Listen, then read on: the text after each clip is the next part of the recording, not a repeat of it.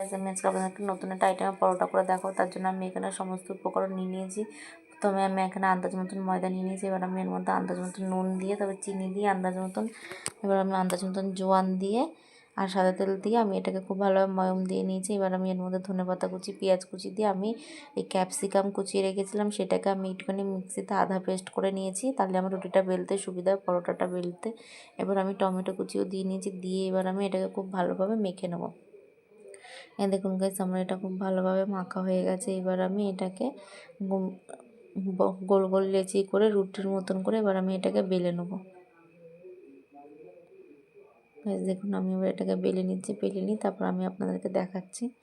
আমি বেলে নিয়েছি, এবার আমি এদিকে চাটুও বসিয়ে দিয়েছি, বসিয়ে দিয়ে আমি এবার এটাকে এপিট ওপিট দুপিট ভালোভাবে সেঁকে আমি সাদা তেল দিয়ে এটা ভেজে তবে পরিবেশন করে আপনাদের দেখাচ্ছি।